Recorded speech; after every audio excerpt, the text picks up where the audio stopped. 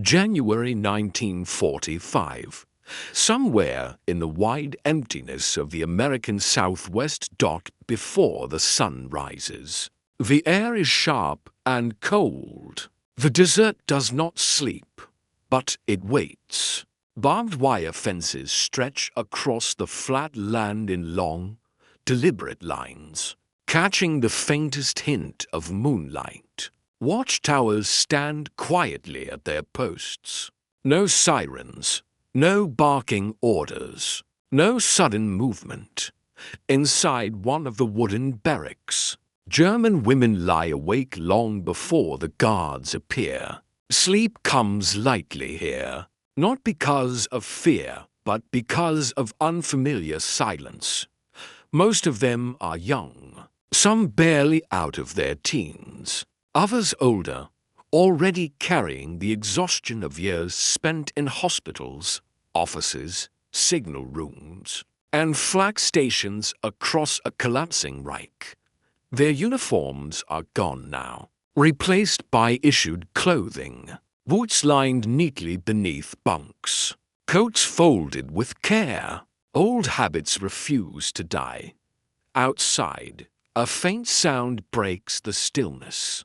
Metal lids being lifted, water heating. Somewhere near the mess area, steam begins to rise into the pale darkness. And then slowly, unmistakably, the smell reaches the barracks. Coffee. Real coffee. Not a substitute. Not thin or burned. The smell is strong enough to stir memories of another life, another country. Before shortages and sirens turned mornings into moments of dread. When the barrack doors open, American guards stand aside. They do not shout. They do not rush. Tin cups are passed down the line, filled carefully. The liquid is hot enough to sting fingers through metal. The women hesitate. This is not how captivity was supposed to begin a day. And in that moment, standing behind wire, holding steaming cups at dawn, their understanding of defeat quietly fractures. For years, these women had lived inside certainty. They were told who they were, what they served, who the enemy was. In schools, youth programs, and official training, the message was consistent. Germany was disciplined. Germany was ordered. Germany was surrounded by enemies who lacked control, morality, and strength. Americans, especially, were portrayed as chaotic, loud, undisciplined, driven by excess rather than honor. The women absorbed these lessons without question. Many volunteered willingly. Some felt pride wearing uniforms tied to the war effort. Others simply followed the path laid out before them. They served as nurses tending to wounded soldiers under flickering lights, as clerks stamping papers in offices that never slept, as radio operators relaying commands across crackling lines, as auxiliaries tracking allied aircraft, listening to engines roar overhead. They were told they were essential but protected, close to war, but not consumed by it. That illusion collapsed quickly. By 1944, the Reich was unraveling. Bombs fell without pause. Supplies ran thin. Evacuation orders came late or not at all. Hospitals overflowed. Communications broke down. Units dissolved into retreat. Capture often came without warning. A hospital surrounded before evacuation. A convoy stopped at a roadblock. A signal station abandoned to slowly surrender. When it came, felt unreal. Many women expected brutality immediately. They braced for shouting, humiliation, violence. Instead, they were searched, counted, separated, and moved. The fear did not disappear. It deepened. Because uncertainty is worse than pain, the transports came quietly. Train cars first, packed, guarded, rolling westward toward ports they barely recognized. Then ships large, grey, impersonal. The women were loaded aboard under watchful eyes. Some clutched small personal items. Others carried nothing but memory. Crossing the Atlantic as prisoners was not something any of them had imagined. The sea was vast. Days blurred together. They were fed regularly, allowed to breathe fresh air on deck in shifts. Red Cross officials moved among them. It made no sense. This was not the cruelty they had prepared for. When they reached America, there was no spectacle, no crowds, no shouting, just paperwork, rail lines, and long journeys inland. Texas, Arizona, New Mexico, places they had only known as names on maps. If at all, the land felt endless, empty, far from everything they had known.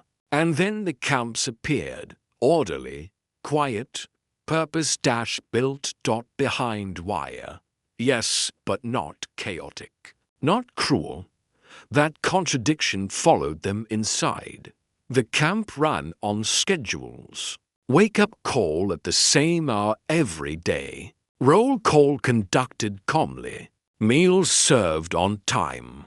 Lights out enforced without shouting. Guards changed shifts like clockwork. The women waited for something to happen. It never did. There were rules. Yes, clear boundaries. Punishments existed, but they were administrative. Loss of privileges. Extra duties. Never random. Never violent. Food came regularly. Bread was soft and white. Meat appeared more often than it had back home for years. Sugar was available. Vegetables were fresh. And every morning, without exception, coffee was served. At first, the women drank it cautiously, as if it might be taken away, as if it were bait. But days passed. Then weeks. Nothing changed. The coffee remained. That constancy unsettled them more than hunger ever could. The American guards did not fit expectation either. They were not all young heroes. Many were older. Some limped. Some carried themselves with the tired posture of men who had already seen too much. A few were barely older than the prisoners themselves. They did their jobs. Nothing more, nothing less. Orders were given plainly. Infractions addressed formally. There was no mocking, no threats, no triumph. The women noticed small things. Guards stepping aside instead of pushing. Medical staff addressing injuries carefully. Questions answered briefly, without hostility. It was not kindness, but it was not cruelty. And that difference mattered. Some women whispered that it must be temporary, that the real punishment would come later. Others suspected weakness. But as months passed, those explanations became harder to believe. Without constant danger, thoughts returned. At night, lying on bunks beneath quiet roofs. Memories surfaced. Bombed streets. Faces of patients who never made it. Orders followed without question. The routines of the camp left too much space for reflection. Some women grew angry, others withdrawn. A few felt shame creeping in an emotion they had been taught to reject. Conversations among prisoners shifted. Certainty softened. Questions replaced slogans. Why would enemies treat them this way? What did it say about everything they had been told? The coffee at dawn became symbolic without anyone saying it aloud. It was the first thing they touched each day. Warm, real, unconditional. It did not erase guilt or loss, but it disrupted the story they had been living inside. In spring 1945, news arrived through official notices. The Rhine crossed, cities fallen, Berlin surrounded. There were no rumors now, no hopeful distortions. The war was ending and Germany was losing completely. When surrender finally came in May, the camp did not erupt. No cheering, no anger, no collapse. The women stood silently at roll call, absorbing the weight of finality. The next morning, coffee was served as usual. That was when the truth settled in. Defeat, they realized, did not have to be loud. It did not require humiliation. It could arrive quietly, sustained by systems that continued to function even after victory. That realization stayed with them longer than any announcement. The camps shifted purpose. Medical checks increased. Paperwork multiplied. Names were reviewed and corrected.